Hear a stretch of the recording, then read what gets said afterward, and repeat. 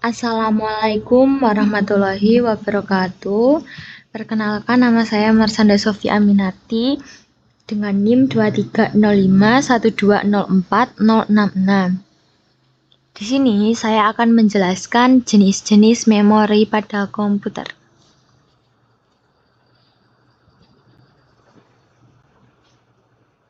Nah, sebelum masuk ke materinya, saya akan menjelaskan apa sih memori komputer itu.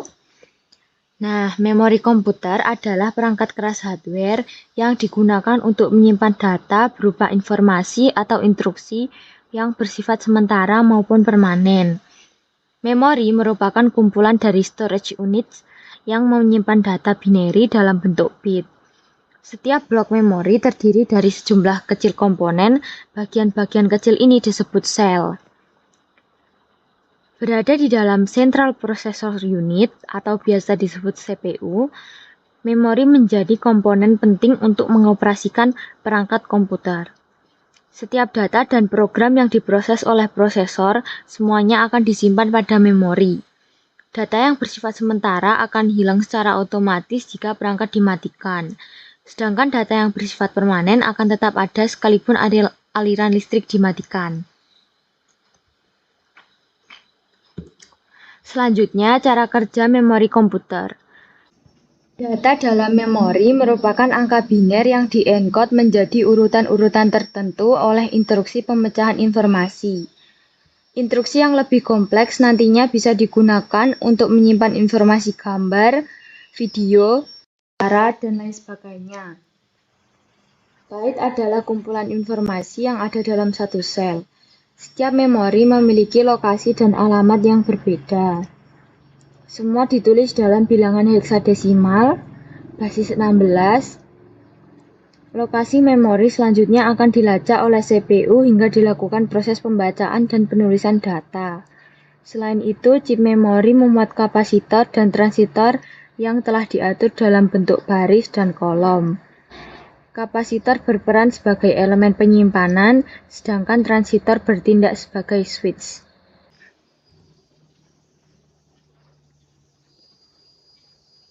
Ketika komputer dihidupkan, controller memori dan beban basic input-output, sistem BIOS dari Read Only Memory (ROM) akan memeriksa semua alamat memori. Hal tersebut dilakukan untuk memastikan bahwa tidak ada error di dalamnya. Pada prosesnya, BIOS akan menyediakan informasi-informasi dasar terkait susunan boot, perangkat penyimpanan, dan lain sebagainya.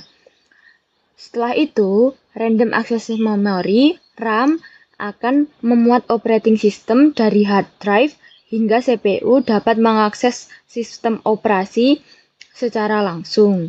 Semua program yang dijalankan perangkat komputer dimuat ke dalam RAM.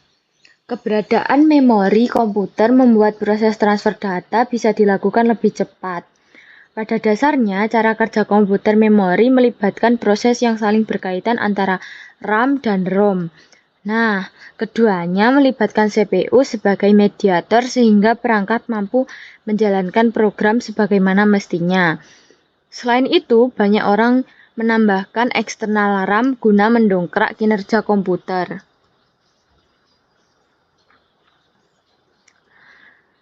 Kita langsung masuk saja jenis-jenis memori komputer. Yang pertama saya akan membahas DRAM. DRAM (Dynamic Random Access Memory) adalah memori komputer jenis volatil yang menyimpan tiap bit data di dalam sel memori. Sel memori ini biasanya terdiri dari kapasitor mini dan sebuah transistor. DRAM terdapat di kebanyakan komputer dan dianggap sebagai memori utama. Terkadang disebut juga dengan RAM, Random Access Memory. Karena bersifat volatil, DRAM akan kehilangan data yang tersimpan ketika komputer dimatikan. Hal ini terjadi karena kapasitor hanya bisa menahan listrik untuk jangka waktu terbatas. Untuk mempertahankan data, DRAM membutuhkan siklus refresh yang konstan, di mana pengendali memori membaca ulang konten dari setiap sel memori dan menulis ulang kembali ke dalam sel tersebut. Berapa kelebihan dan kekurangan DRAM? Kelebihannya, biaya rendah, kapasitas tinggi, memungkinkan akses acak ke sembarang lokasi memori. Kekurangannya, volatil, kehilangan data saat dimatikan. Lebih lambat dibanding SRAM, Static Random Access Memory, membutuhkan siklus refresh. DRAM merupakan komponen penting dalam komputer modern dan berperan penting dalam performa keseluruhan sistem. Ada berbagai jenis DRAM, masing-masing memiliki karakteristik dan kemampuan performanya sendiri. Beberapa jenis DRAM yang paling umum diantaranya SDRAM, Synchronous DRAM, DDR SDRAM, Double Data Rate SDRAM, DDR2 SDRAM, DDR3 SDRAM, DDR4 SDRAM, dan LPDDR, Low Power DDR.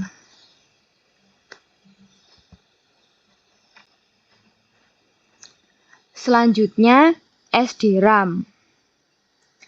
SDRAM, Synchronous Dynamic Random Access Memory, adalah peningkatan dari DRAM, Dynamic Random Access Memory. SDRAM memiliki sinkronasi dengan sistem clock komputer, sehingga memungkinkan peningkatan performa dibanding DRAM. Sinkronasi dengan clock system, DRAM bekerja secara independen, sementara SDRAM bekerja sesuai dengan sinyal clock atau waktu pada komputer.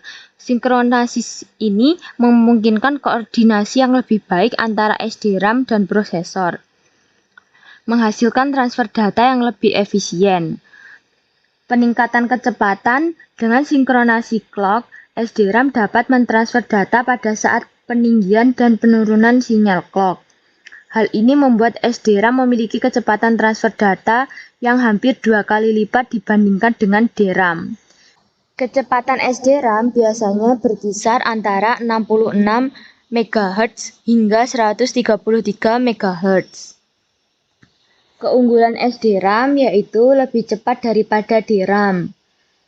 SDRAM dapat mentransfer data 2 kali lebih cepat daripada DRAM karena sinkronasi dengan clock system.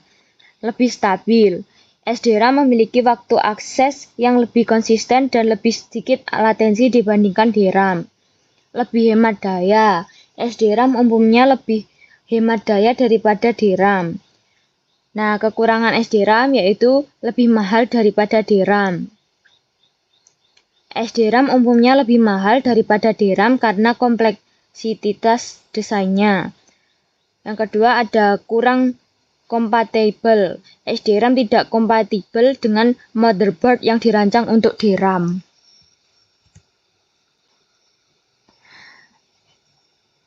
Selanjutnya, RDRAM. RDRAM, Rambus Dynamic Random Access Memory, adalah jenis memori lawas yang pernah diunggulkan pada akhir 1990-an dan awal 2000-an. RDRAM dikembangkan oleh Rambus Inc. dan dirancang untuk mengatasi keterbatasan memori SDRAM saat itu. Namun, teknologi ini pada akhirnya kalah bersaing dengan standar memori lain seperti DDR SDRAM. Kegagalan RDRAM. Meskipun memiliki potensi kecepatan tinggi, beberapa kelemahan RDRAM membuatnya kalah saing dengan DDR SDRAM. DDR SDRAM mampu menawarkan kecepatan yang hampir setara dengan RDRAM dengan harga yang lebih murah dan kompatibilitas yang lebih baik. Selain itu, produsen prosesor lebih memilih untuk mendukung standar memori terbuka seperti DDR SDRAM daripada teknologi proprietary seperti RDRAM. Akibatnya, penggunaan RDRAM semakin berkurang dan akhirnya digantikan oleh teknologi memori yang lebih baru seperti DDR2, DDR3, dan DDR4. Kelebihan RDRAM yaitu lebih cepat dari SDRAM. RDRAM memiliki potensi kecepatan transfer data yang jauh lebih tinggi dibandingkan SDRAM. RDRAM dapat mencapai kecepatan hingga 800 MHz, sementara SDRAM biasanya hanya mencapai 133 MHz. Jalur data khusus. RDRAM menggunakan jalur data khusus yang terpisah dari bus sistem, memungkinkan transfer data tanpa gangguan dari perangkat lain di komputer. Kekurangan RDRAM yaitu lebih mahal. Desain RDRAM lebih kompleks dibandingkan SDRAM, sehingga membuatnya lebih mahal untuk diproduksi. Hal ini berdampak pada harga perangkat yang menggunakan RDRAM. Kurang kompatibel. Motherboard perlu secara khusus mendukung RDRAM agar dapat digunakan. Kompatibilitas ini membatasi penggunaannya dan tidak seuniversal SDRAM. Konsumsi daya lebih tinggi. RDRAM umumnya memakan lebih banyak daya dibandingkan SDRAM.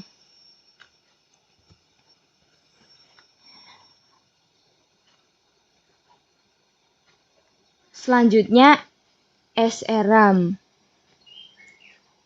SRAM, Static Random Access Memory, adalah jenis memori komputer yang berbeda dari memori utama, RAM, yang biasanya kita jumpai, yaitu DRAM, Dynamic Random Access Memory. SRAM lebih cepat dibandingkan dengan DRAM, tetapi memiliki kapasitas yang lebih kecil dan lebih mahal. Cara kerja SRAM, yaitu SRAM menyimpan data dalam susunan rangkaian transistor yang membentuk sel memori. Tiap sel memori SRAM dapat menyimpan 1 bit data, 0 atau 1. Susunan transistor ini berfungsi seperti sebuah flip-flop, di mana keadaan arus listrik pada transistor menentukan nilai data yang tersimpan. Selama arus listrik dipertahankan, SRAM dapat mempertahankan keadaan sel memori tersebut, sehingga data tidak hilang.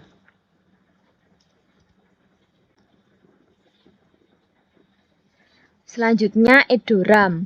EDORAM, Extended Data Out Random Access Memory, adalah teknologi memori yang pernah digunakan pada pertengahan 1990-an. Teknologi ini dirancang untuk meningkatkan performa memori dibandingkan dengan pendahulunya, yaitu FPM DRAM, Fast Packed Mode DRAM. Meskipun menawarkan peningkatan performa, EDORAM akhirnya digantikan oleh teknologi memori yang lebih cepat dan efisien, seperti SDRAM, Synchronous Dynamic Random Access Memory. Cara kerja EDORAM. EDORAM masih merupakan jenis memori DRAM, Dynamic Random Access Memory. Artinya data perlu di-refresh secara periodik untuk dipertahankan. Namun, EDORAM memiliki peningkatan dibandingkan FPM DRAM. Dalam hal ini penggunaan pin data atau data output.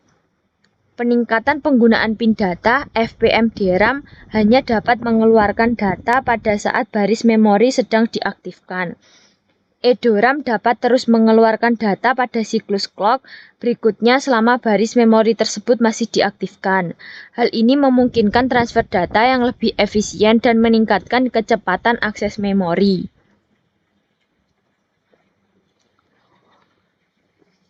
Selanjutnya, FPM DRAM.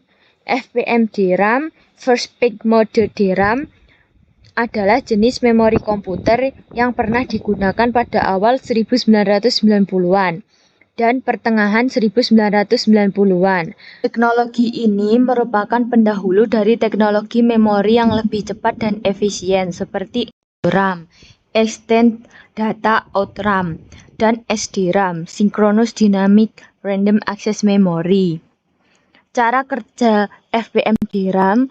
FPM DRAM masih termasuk jenis memori DRAM, yang artinya data perlu di-refresh secara periodik agar tidak hilang.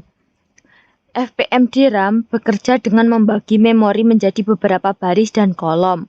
Untuk mengakses data, memori controller pertama perlu mengaktifkan baris yang benar dan kemudian kolom yang sesuai untuk membaca. Mode halaman, Packed Mode. Peningkatan utama FPM DRAM dibandingkan dengan DRAM konvensional adalah mode halaman, Packed Mode. Setelah baris memori diaktifkan, FPM DRAM dapat mengakses beberapa kolom secara berurutan. dalam baris tersebut tanpa perlu mengaktifkan ulang baris tersebut setiap kali. Hal ini memungkinkan transfer data yang lebih efisien bila diperlukan untuk mengakses beberapa lokasi memori yang berdekatan dalam baris yang sama.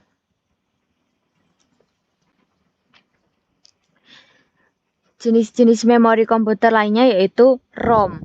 Sama halnya dengan RAM, perangkat ini dapat diakses secara langsung oleh CPU dan termasuk memori utama. Namun, ROM memiliki sifat non-volatil sehingga data akan tetap tersimpan meski tidak ada daya sekalipun.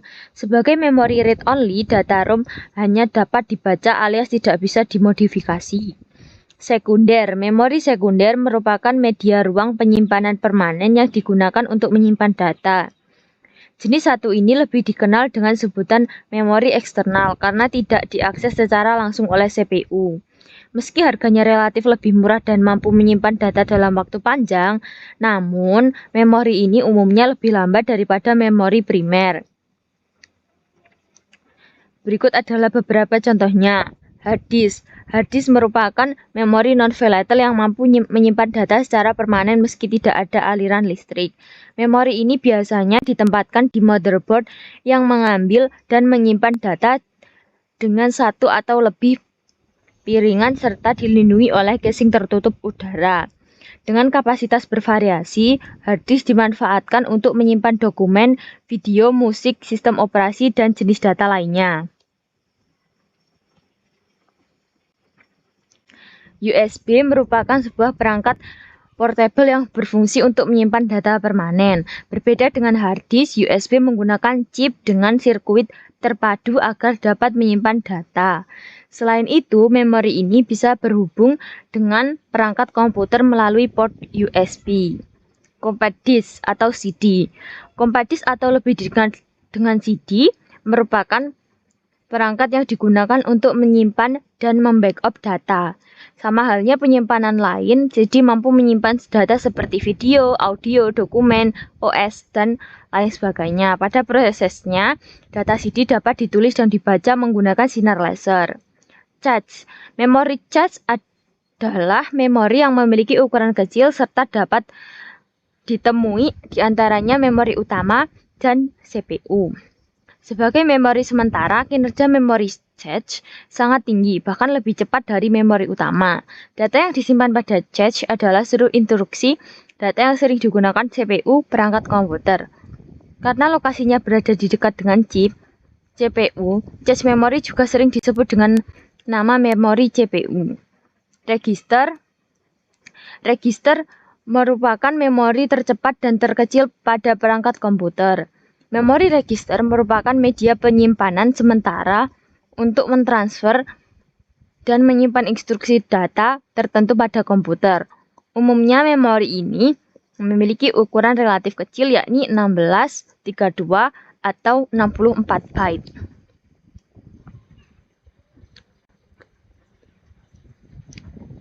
Nah, selanjutnya kita beralih ke fungsi memori komputer. Ada beberapa fungsi memori komputer loh. Yang pertama, menyimpan data dari perangkat input hingga dikirimkan ke arithmetic dan logic unit ALU. Menyimpan instruksi dari sebagian besar perangkat input. Sebagai media penyimpanan berkas penting yang berhubungan dengan operating system. Menyimpan data semua aplikasi dan cache. Dapat digunakan untuk membackup data dan menyimpan data multimedia.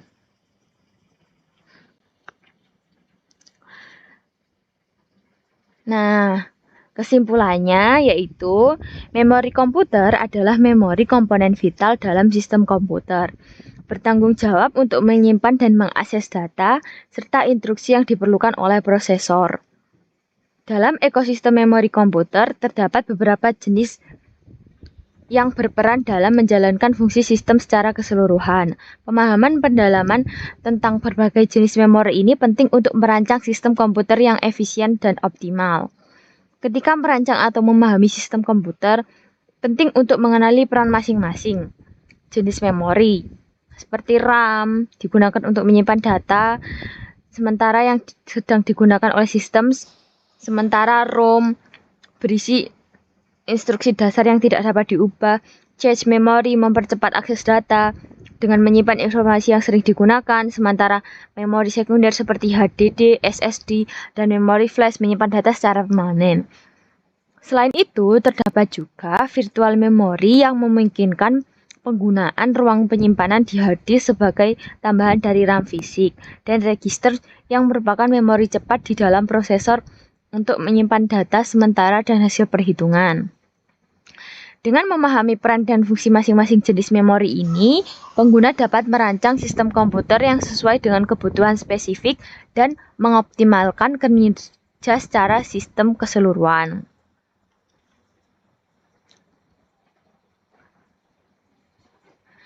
Sekian presentasi penjelasan dari saya. Bila ada salahnya, mohon maaf. Wassalamualaikum warahmatullahi wabarakatuh.